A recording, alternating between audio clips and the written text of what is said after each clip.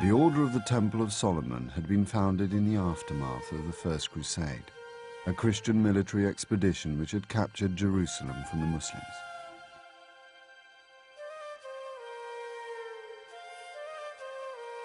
The first Templars had dedicated their lives to God by protecting pilgrims, but the order had soon proved itself to be the most effective military unit in the crusading army.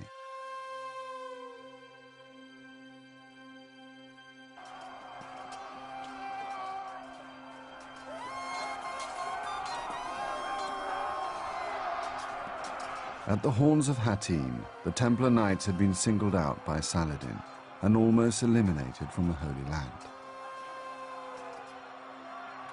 But in their short 60-year existence, the Templars had constructed an enormous support network throughout Western Europe that provided the front line with men and supplies. In fact, this elite military unit had created for itself the world's first multinational corporation.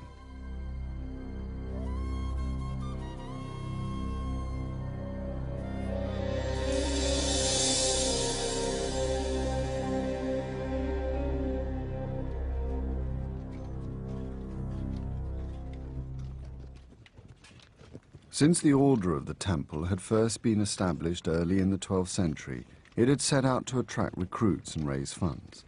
Although an individual knight could own nothing, he still needed horses, weaponry, and servants if he was to carry out God's work effectively.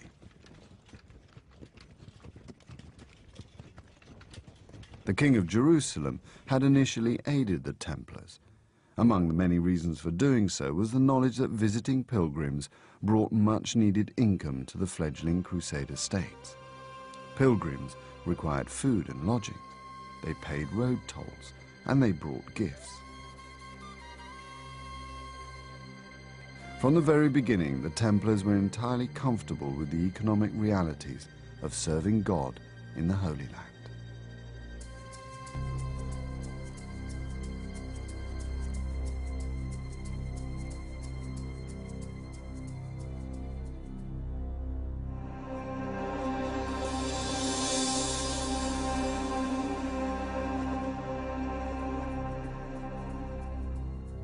The Templar Corporation, or network, began in Western Europe, built up from gifts of land donated by men and women who wanted to protect their immortal souls by supporting the Crusaders in the Holy Land.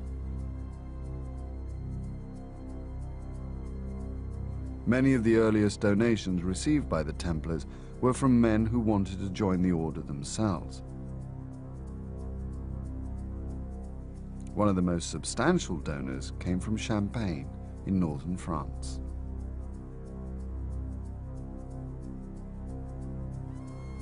Hugh, Count of Champagne, joined the order in the 1120s, and he was one of its earliest important patrons.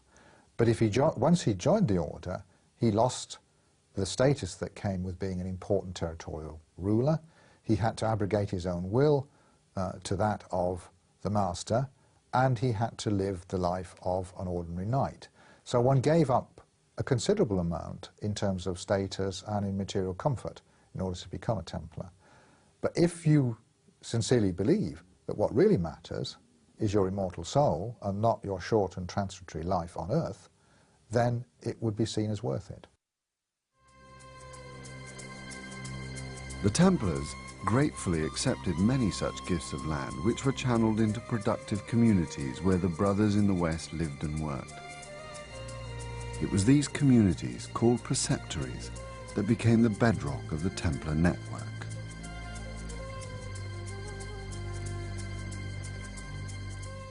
I think that the Templars gave a good deal of thought to the best way of exploiting their Western preceptories for the purposes of supporting their military front line. But it's not entirely easy to do this consistently, since by their very nature donations tend to be random. As time went on, they tried quite hard to rationalize their holdings in a way which would make them more effective, and even in some areas to provide preceptories which were rather specialist, perhaps specialist in banking or in stud farms or in providing shipping and so on. A typical rural preceptory of the Templars usually comprised of farmland centred around a manor house, with any numbers of barns, stables and outhouses, depending on the size and location of the farm.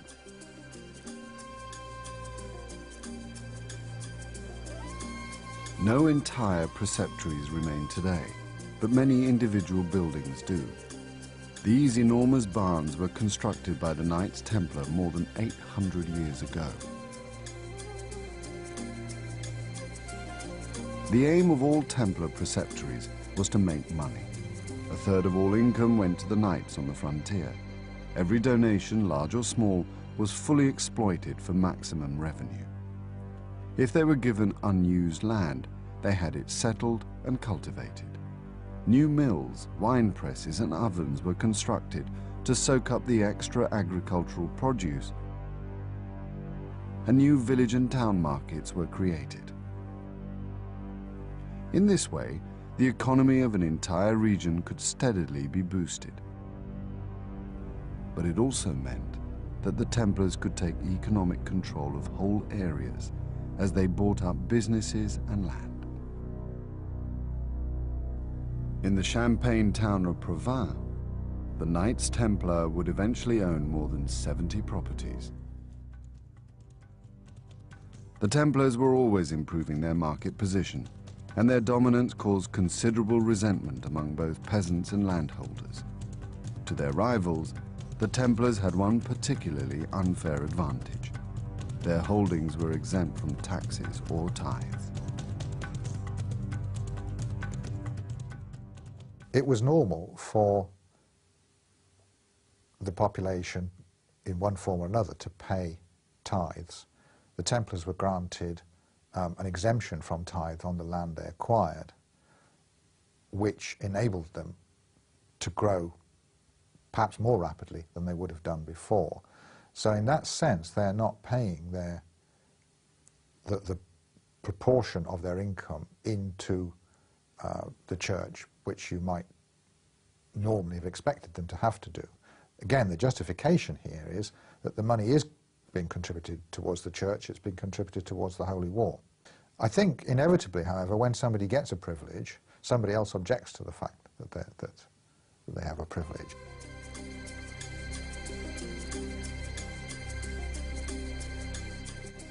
Within 30 years of its foundation, the temple was managing farms and urban properties throughout France, England, and much of Europe. They had European headquarters in Paris and London. Many of the Templar properties on the Iberian Peninsula were fortified, as the Muslims retained a strong presence on the Spanish mainland. The Templar network provided security and lodgings all along the main trade routes of Europe, as well as to the Holy Land.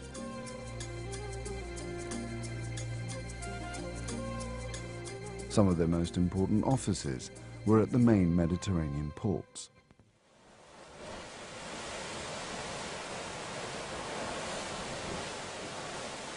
The temple was involved in shipping from its earliest days. It had soon extended its role from protecting pilgrims in the East to protecting pilgrims travelling to the East. The order constructed an early travel agency, providing pilgrims with not just security, but transport and accommodation. At first, the order had chartered vessels from the great seafaring cities of Italy, but once again the temple decided to improve its market position.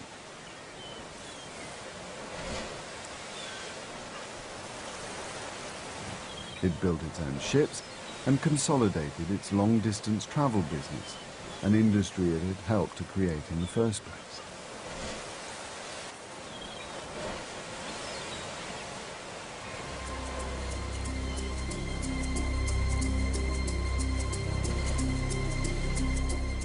One of the temple's most important income-generating regions was on the main axis linking the great Mediterranean and Northern European trading zones.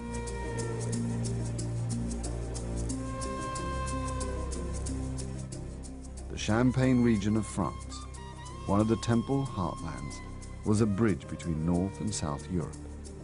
It was here that enormous trade fairs developed, which ushered in the dawn of international business.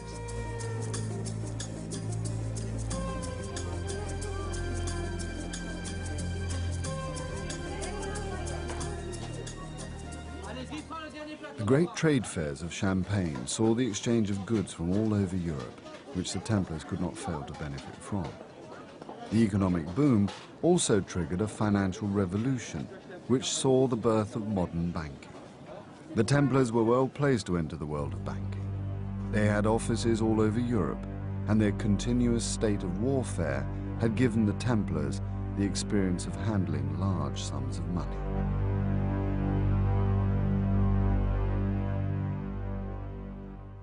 One of the reasons why the Templars were effective bankers was that people trusted them.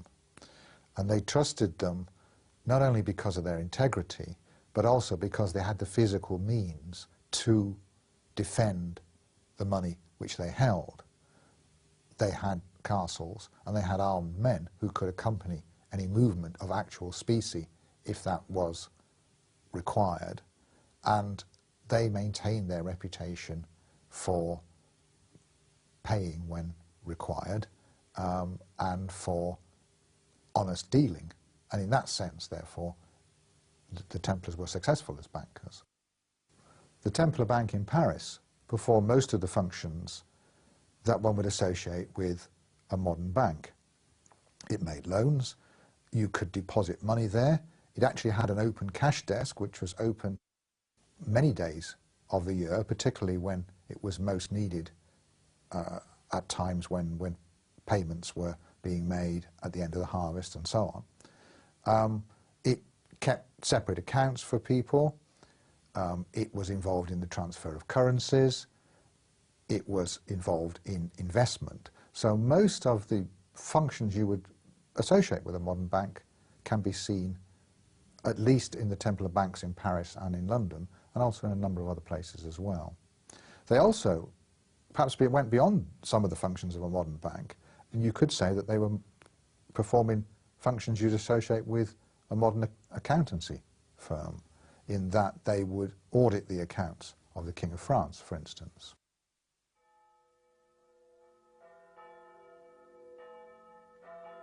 The Templars' unparalleled financial acumen and entrepreneurial drive had brought the warrior monks untold wealth. The order had risen to the very pinnacle of society, and they didn't just work for the French crown. The Templars provided security and financial advice to most of Europe's great rulers, including the King of England and the Pope.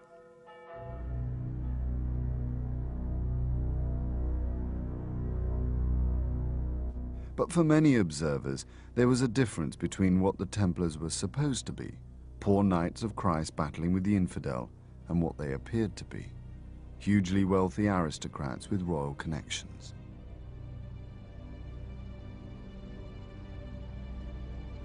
Although a third of all revenue provided by the Templar network was sent to the east, few ordinary people ever saw their Holy Land activities. All most people ever heard about the Crusades was a growing catalogue of defeat and humiliation. The Crusaders had lost the Christian holy sites, which was the primary aim of the Knights Templar. Their frequent setbacks in the Holy Land made many suspicious. How could they justify such riches when they were supposed to be poor knights battling Islam for the love of God alone? For years, medieval chroniclers had suspected that financial motives affected all Templar behavior in the Holy Land. A castle siege in the Holy Land. A castle siege might be interpreted as a bid for gold and plunder, or a refusal to join an assault could be seen as saving costs. There were many such controversial incidents. One of these is the capture of a man called Nasir al-Din, who was fleeing from a failed political coup in Egypt in 1154, was captured by the Latin Christians and was put into the custody of the Templars. The Templars then sold him back to his political enemies in Egypt for a large sum, and he was killed by the mob. The story that is told by some chroniclers is that this man, however, was interested in being converted to Christianity. And this doesn't redound very well on the Templars. It looks as if they're more interested in gaining the ransom money than in conversion. But the Templars did not always take the money. Soon after their construction of a new castle on the Jordan frontier, they received a visitor.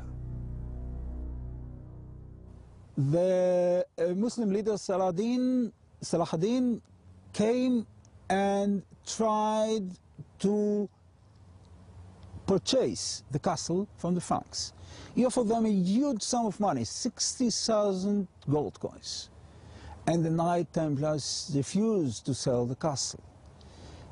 He augmented his offer to 100,000 gold coins. And the Knight Templars, as usual, boldly refused the offer. They didn't know that within few months, not only that they will lose the 100,000 gold coins, they'll lose the castle and their life as well.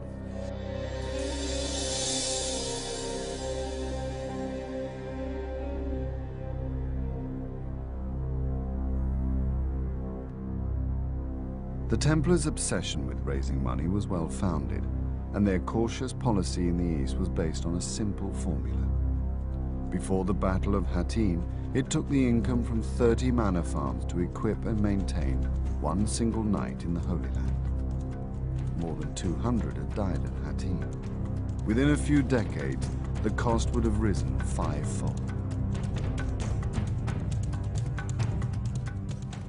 The Templars needed to translate their economic empire into a military machine of some kind, which was very, very expensive. The numbers of knights probably amounted to 600. Each of those knights needed to have 4 horses.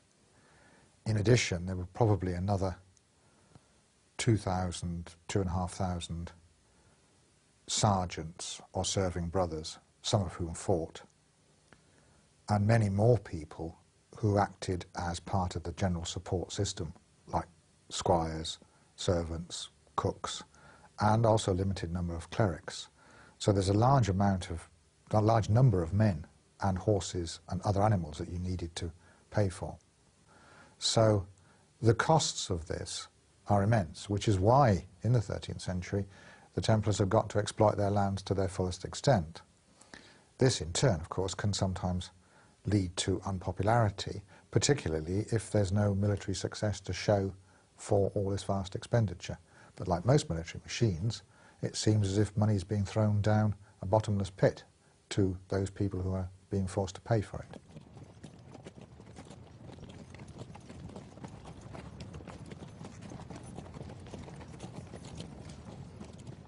A Crusader knight's single most expensive item was his horse. The Templar force in the Holy Land would have required about 4,000 horses, most of which would have come from the Western network.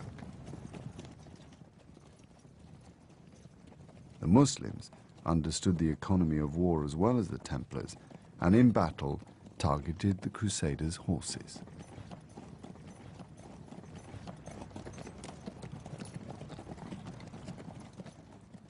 In some of the sources, even at the contemporary sources, the Turkish and Saracen habit of attacking the horses was regarded almost as unsporting.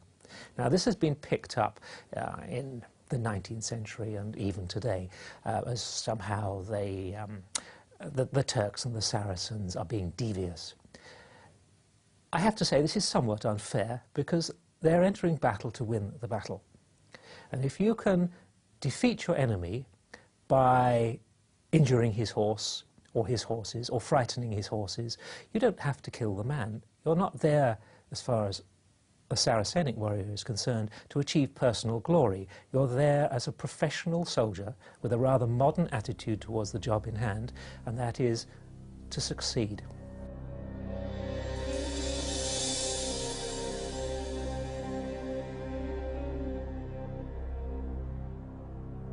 Saladin's capture of Jerusalem had triggered a wave of crusading enthusiasm throughout Europe. The Holy City would once again be the target of a major Christian expedition. For the Templars, the new crusade was the first opportunity since Hattin to translate its massive economic resources into a military machine.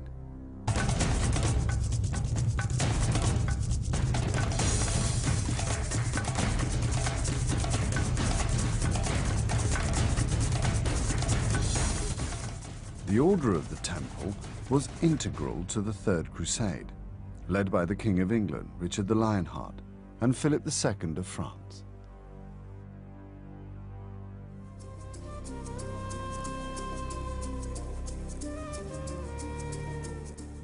The remnants of the Crusader state in the Holy Land on the arrival of the Third Crusade existed around the three remaining cities, Antioch, Tripoli, and Tyre, all supported by sea from Sicily. Richard joined Philip II and the resident Crusaders already besieging the port of Acre, which they captured in July 1191.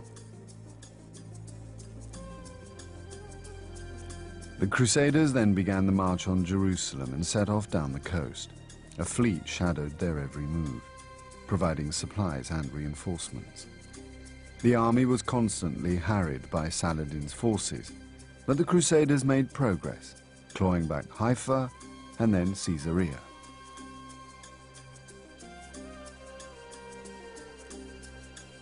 On the road to Assur, Saladin attacked in strength. The Crusaders lined up with the disciplined military orders in the vital stations. The Muslim attack was driven off by a powerful Crusader counterattack. Richard's victory over Saladin meant the Crusader state was once more firmly established in the Holy Land. Richard took Jaffa, but Jerusalem itself was just too vulnerable to Muslim attacks. The Templars had played an essential role in the Third Crusade, providing logistical support, but mainly as a coherent, disciplined military outfit Richard I could rely on at all times.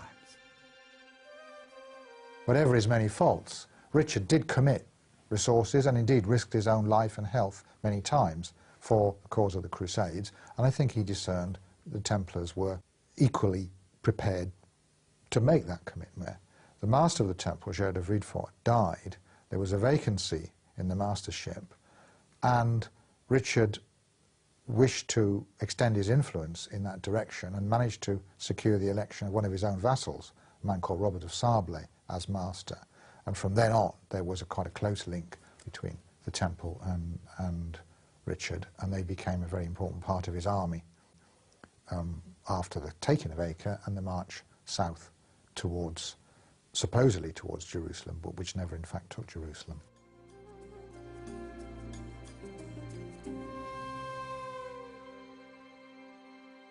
Richard the Lionheart had travelled to within sight of the Holy City, but, taking advice from his military advisors, including the cautious Templars, he had decided not to risk an attack on the city. 1 year later, Richard negotiated a treaty with Saladin, which allowed Christian pilgrims to visit the Church of the Holy Sepulchre.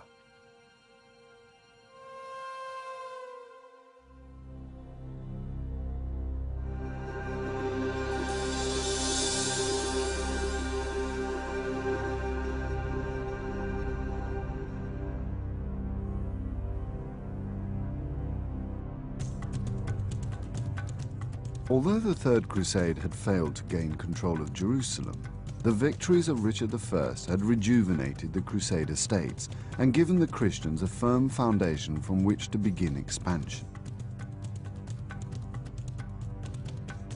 The Templars immediately began an enormous building program that would continue for decades.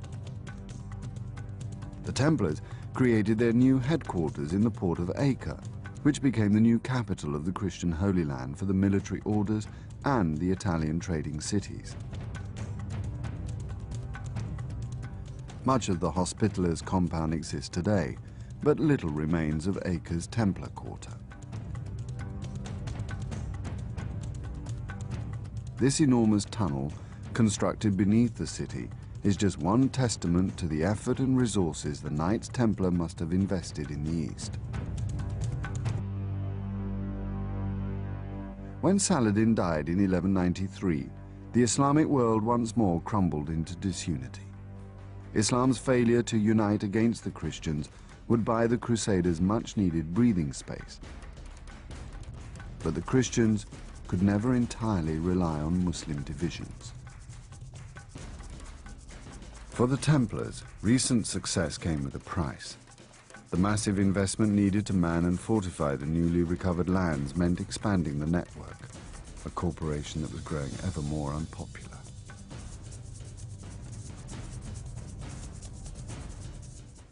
The Templars' reputation tended to take a bit of a knock back in Europe rather than in the Middle East, because back in Europe is where they're coming to be seen as rich, almost money-grubbing. They became bankers, and nobody likes bankers. So there was a jealousy, a resentment. But this is not immediately transferred through those who are stationed out there on the frontier, manning the castle walls and so on. One place where the Templars' unpopularity actually deteriorated into violence was on the island of Cyprus. In an awesome display of their wealth and resources, the Templars had purchased this entire country from King Richard, who had conquered the island en route to Palestine. However, Richard realized that he couldn't govern it himself, and he couldn't hold it himself, and therefore he turned to the Templars as possible rulers of this island. And he sold the island to the Templars for a large sum of money.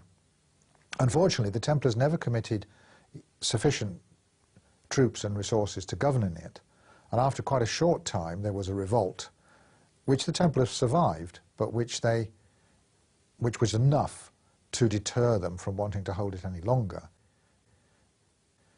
The Cyprus is a very interesting case, because had the Templars taken it more seriously as a resource, it could have been the first semi-sovereign or sovereign state ruled by a military order. It never came out like that, but it could have been.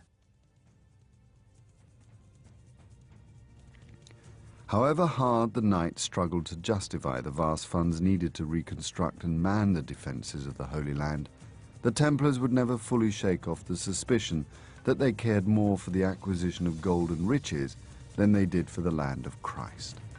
In reality, whether the Templars believed it or not, the equation was simple. If they could not maintain the Crusader states, there was no reason for their existence. The Templars' credibility depended entirely on the survival of a Christian Holy Land.